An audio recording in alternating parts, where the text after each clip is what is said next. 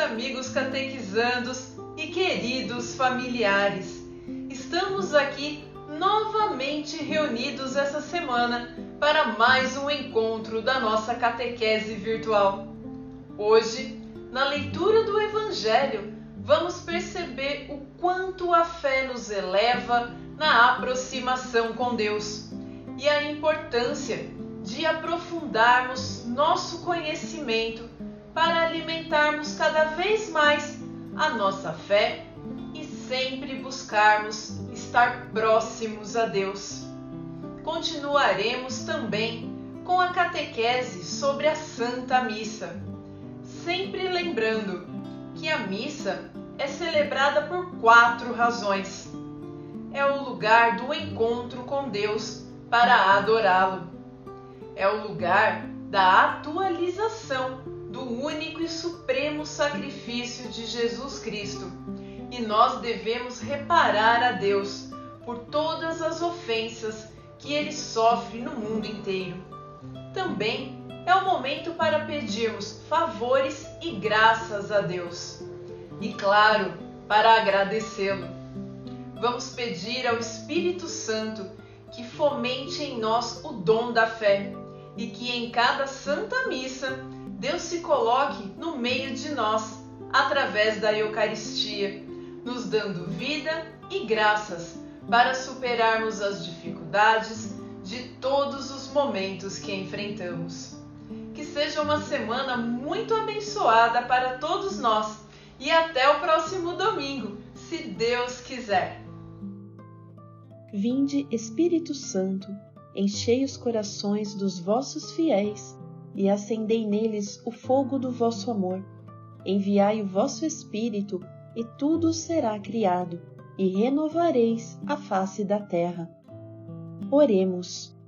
Ó Deus, que instruístes os corações dos vossos fiéis com a luz do Espírito Santo, fazei que apreciemos retamente todas as coisas, segundo o mesmo Espírito, e gozemos sempre da sua consolação.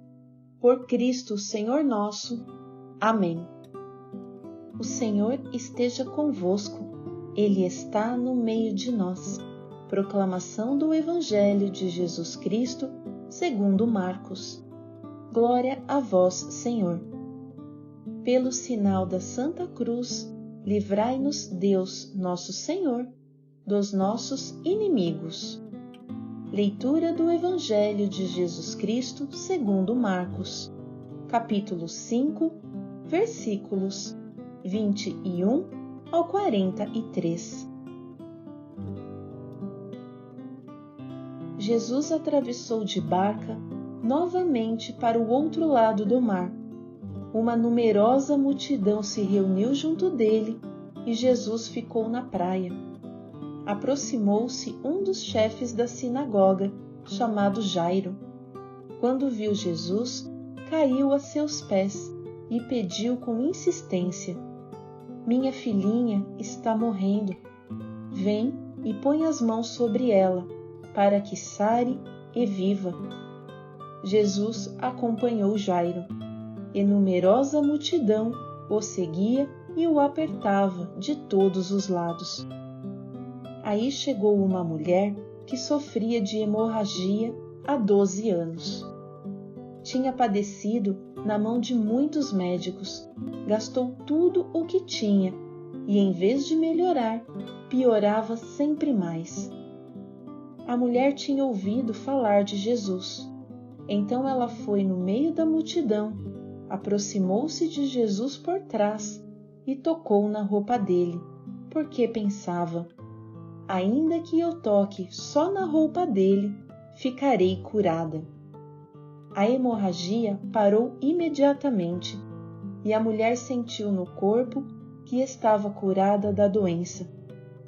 Jesus percebeu imediatamente que uma força tinha saído dele.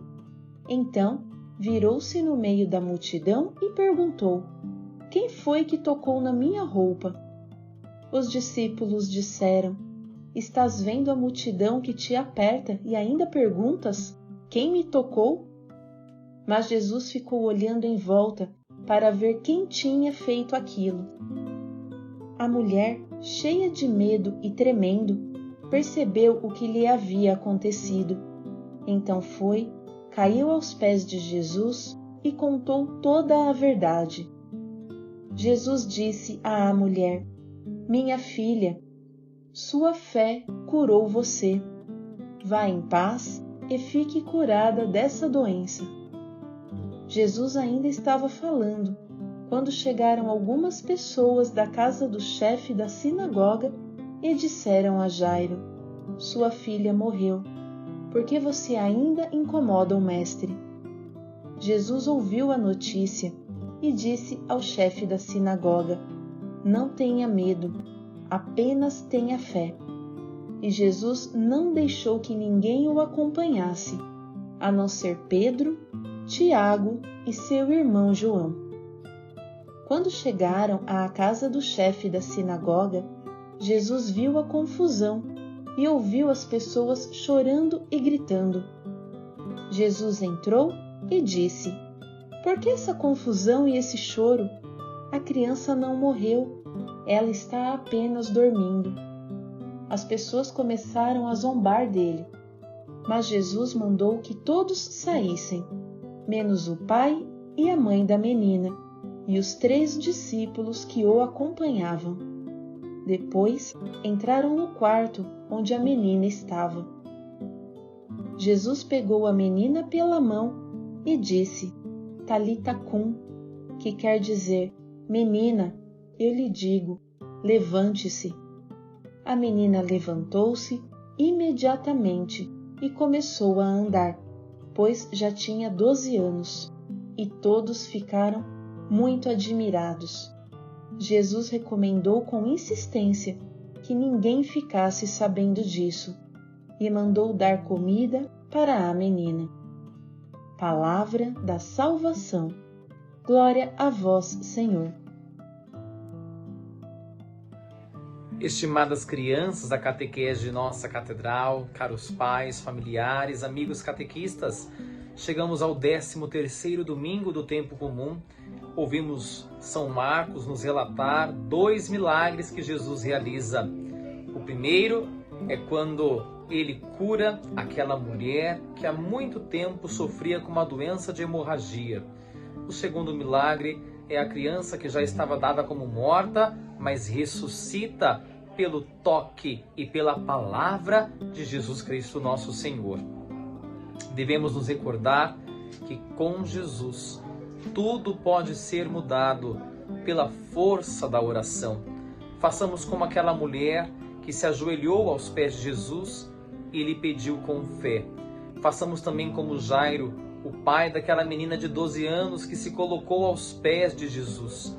Que a cada dia nós também saibamos nos colocar aos pés de Jesus e esperar no tempo dele, porque ele realiza conforme a sua vontade, não como a nossa.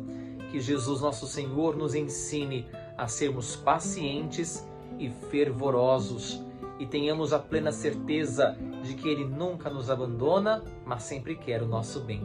Deus abençoe. Até a próxima semana, se Deus quiser. Olá, queridos catequizandos da Catedral de Santo Antônio. Louvado seja nosso Senhor Jesus Cristo, para sempre seja louvado. Sejam todos bem-vindos ao nosso encontro semanal, ao nosso encontro com a doutrina, ao nosso encontro com a nossa fé. Na semana passada, nós começamos a nossa série de catequeses sobre o valor e a preciosidade da Santa Missa. Refletíamos acerca das 4 razões pelas quais a Santa Missa é celebrada. O que é a missa? É tornar presente a paixão, morte e ressurreição de Cristo. Quando nós participamos, rezamos e celebramos a Santa Missa, estamos diante de Cristo crucificado, morto e ressuscitado. A paixão, a morte e a ressurreição de Jesus se tornam presentes através de um rito. Ou seja, a missa tem começo, meio e fim. A missa tem regras, a missa tem ordem, a missa tem beleza e a missa tem harmonia. A Santa Missa, a nossa liturgia católica, ela tem começo, meio e fim e tudo nela está perfeitamente organizado. O que é a missa, então? é uma presentificação, uma atualização, um tornar presente o único e mesmo sacrifício de Cristo Jesus. O que é que nós celebramos na nossa missa? Aquilo que nós cremos. Nós cremos que Deus nos ama, nós cremos que Deus é amor, nós cremos que Deus é misericórdia e que em Jesus, seu Filho nosso Senhor, ele se fez carne, habitou entre nós para quê? Para nos convidar à comunhão com ele e para que com a sua paixão e morte e ressurreição pudesse dar vida ao mundo. A paixão, a morte e a ressurreição de Cristo abrem o céu para nós. E cada vez que nós celebramos a Santa Missa, nós bebemos desses frutos. Ou seja, cada vez que nós participamos da missa, nós estamos bebendo da nossa própria salvação. As portas do céu se abrem para nós. Como já dizíamos na semana passada, não existe momento mais precioso para nós adorarmos, louvarmos, pedirmos perdão e agradecermos a Deus do que na hora da missa. É a hora que a gente está ali, de verdade, diante da cruz de Cristo. E para que isso se torne presente, a igreja tem um rito. A forma de presentificar o mistério é o rito, a ordem que tem a missa. A Santa Missa, meus queridos, é dividida em 4 partes. A forma de se celebrar a missa, o rito da missa, é dividido em 4 partes. Ritos iniciais, liturgia da palavra, liturgia eucarística e ritos finais. Quando a comunidade, quando a assembleia está reunida, nós iniciamos a Santa Missa sempre com o canto de entrada. O canto de entrada nos insere na celebração e sempre nos mostra aquilo que está sendo celebrado naquele domingo. Agora, para que a Santa Missa possa ser celebrada, a igreja coloca algumas condições. Em primeiro lugar, não é em qualquer mesa que se celebra a Santa Missa. Quando nós entramos na catedral, no centro de toda a catedral existe uma mesa grande que sempre está revestida com uma toalha. Essa mesa é chamada de altar. Os fiéis, todo o povo de Deus, quando entram na igreja, ficam numa parte mais rebaixada, que não significa rebaixamento de importância. Os bancos da igreja ficam todos dispostos num espaço chamado nave. Na nave da igreja, todos os fiéis ficam reunidos, voltados para o presbitério. O que é o presbitério, diácono? Aquele espaço mais elevado, onde fica o altar. O espaço grande elevado na igreja se chama presbitério. E a mesa no centro da igreja chama-se altar. Uma mesa sagrada, consagrada. Em cima dela, Jesus é imolado, Jesus é sacrificado. Essa mesa é tão sagrada que ela é selada por um óleo. No dia 13 de junho de 2000, o altar da catedral foi consagrado a Deus, ungido com o óleo do crisma, e tudo aquilo que é ungido é selado, é marcado, é separado. Um dia vocês também foram ungidos no peito e na cabeça no dia do batismo, porque pertencem a Deus, e um dia serão ungidos de novo na fronte no dia da crisma. O altar também foi ungido, selado, marcado, pertence a Deus e em cima dele só Deus pode permanecer. Para que se celebre a missa é necessário que exista um altar, uma mesa sagrada. Além dessa mesa, do altar onde Cristo se faz presente na sua carne, existe uma outra mesa no presbitério que recebe a mesma dignidade e veneração, a chamada mesa da palavra ou o ambão. Essas 2 mesas são as responsáveis para que o pão da vida possa ser dado ao povo de Deus. Em um documento chamado Dei Verbum, um dos documentos mais bonitos da nossa igreja, que fala sobre a revelação de Deus. Nesse documento, a igreja diz que o Senhor Jesus confiou à sua igreja a missão de alimentar o povo com o pão da vida. E esse pão da vida é ofertado em 2 mesas, na mesa da palavra e na mesa da Eucaristia. Nesses 2 lugares sagrados, Cristo se dá a nós. É Cristo quem fala. Naquela mesa não se chama púlpito, parece um púlpito. Antigamente existia um púlpito nas igrejas, que era um lugar alto de onde o sacerdote falava. Nas igrejas mais antigas, como a Catedral da Sé, existe o púlpito. O ambão é o local de onde Cristo fala e Cristo alimenta o seu povo com a sua palavra. No ambão é posto o livro sagrado onde se encontra a palavra do Senhor para ser proclamada aos fiéis. Além do ambão, onde Cristo alimenta pela palavra, existe o altar, onde Cristo se sacrifica e alimenta pela sua presença em corpo, sangue, alma e divindade na Eucaristia. Para que se celebre a missa, o altar precisa sempre estar revestido com uma toalha de cor branca. E por que branco? Porque o altar sempre deve estar vestido com uma toalha de cor branca. Porque o sacerdote e o diácono usam por baixo de tudo. Os padres e os diáconos usam uma veste toda branca para celebrar, para participar da Santa Missa. Por quê? Por que aqueles paninhos usados no altar são todos de cor branca? Por conta do livro do Apocalipse segundo São João. Os eleitos de Deus estão lá no céu, junto ao trono do Cordeiro, que é Cristo Jesus, trajando vestes brancas. O branco significa a eleição, a escolha. Tudo aquilo que é branco está separado, consagrado, digno de Deus. Por isso que as toalhas do altar, as vestes que o diácono, o padre e o bispo usam por baixo de todos os paramentos, são vestes brancas. Por isso que os paninhos do altar, que se chamam alfaias, nós vamos ver um por um deles futuramente. Por isso que as alfaias são todas de cor branca. O branco significa a eleição, a aptidão para as coisas de Deus. O altar deve ter uma toalha de cor branca, no mínimo uma toalha. Não se pode celebrar a missa no altar sem toalha. O único dia no ano que o altar fica sem toalha é a Sexta-feira Santa. E por que, diácono? Porque é o dia em que a Igreja, enquanto esposa de Cristo, está despida, despojada de todos os seus ornamentos, porque é o dia em que foi tirado o seu esposo. Cristo Jesus é o esposo da Igreja. E é por isso que, sempre que se inicia a Santa Missa, o padre, o bispo e o diácono beijam o altar. Nós agimos na pessoa de Cristo, que quando beija o altar está cumprimentando, reverenciando a Igreja, que é sua esposa.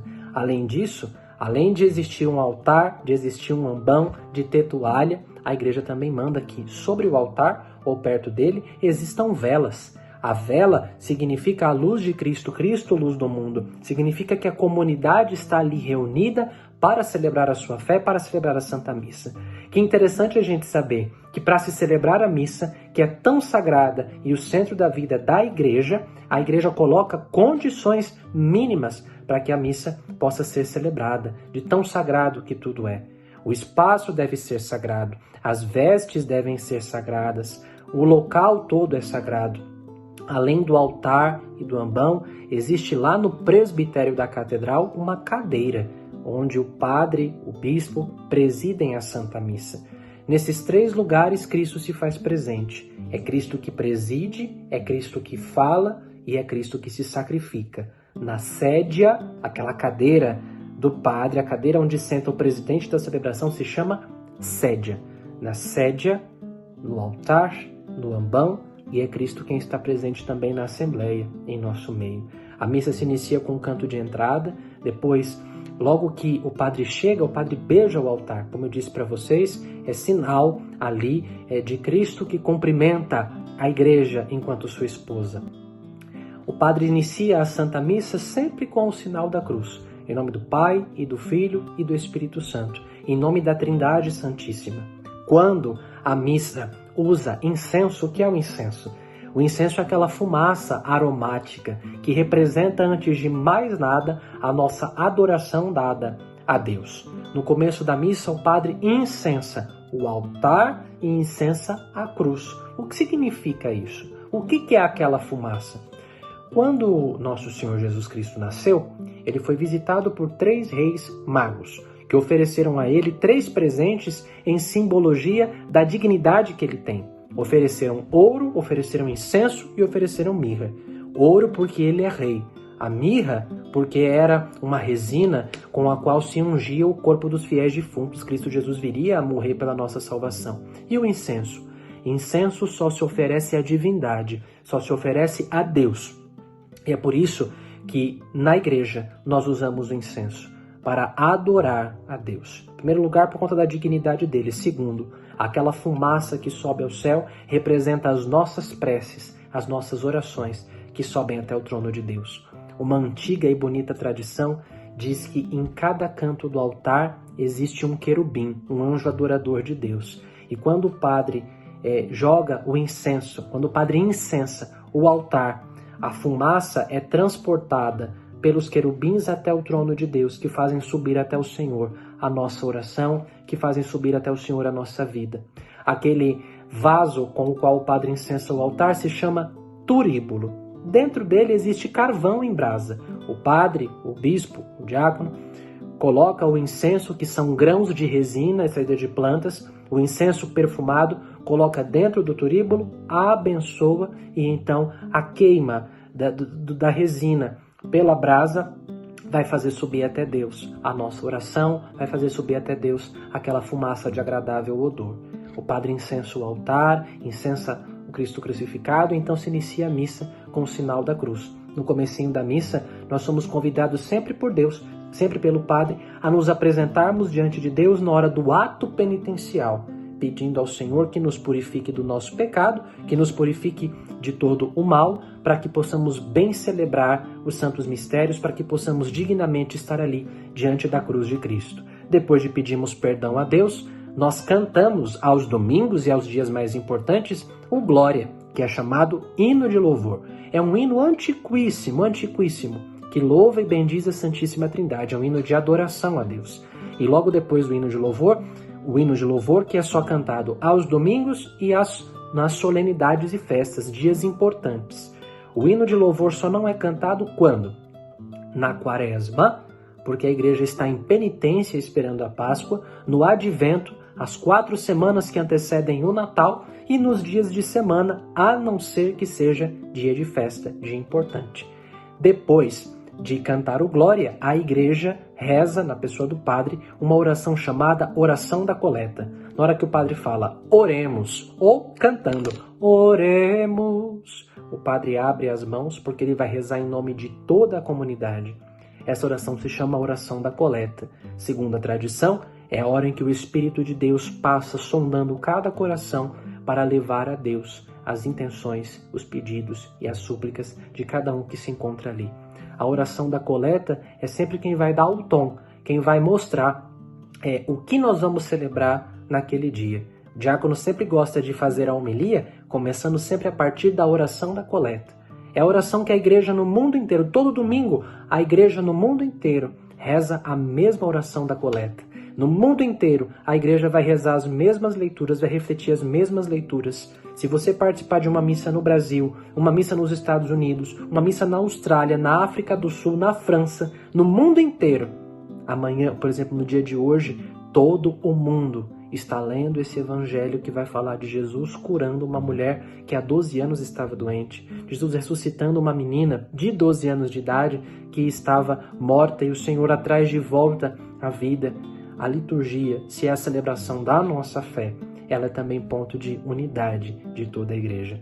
Assim, a gente conclui os ritos iniciais. Na semana que vem, vamos refletir sobre a liturgia da palavra e já entrar na liturgia eucarística, para que logo nós possamos gravar lá na igreja, explicando o sentido e o significado de cada um dos tecidos que se usam na liturgia, dos vasos sagrados, dos demais espaços.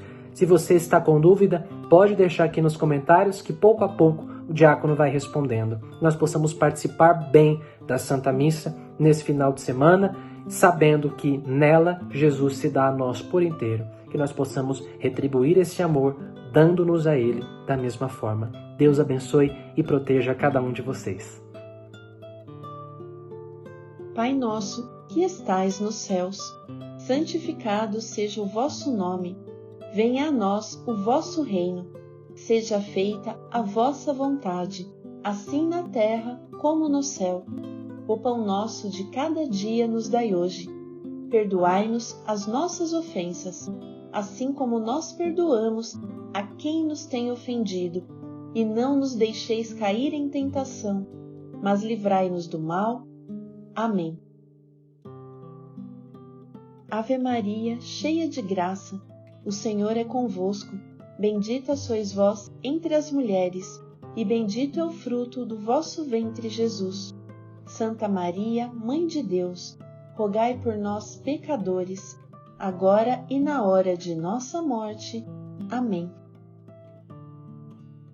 Santo anjo do Senhor, meu zeloso guardador, se a ti me confiou a piedade divina, sempre me rege, me guarde, me governe e me ilumine. Amém. Glória ao Pai, ao Filho e ao Espírito Santo, como era no princípio, agora e sempre. Amém. Sorri como Jesus sorria, e ao chegar ao fim do dia, eu sei que eu dormiria muito mais.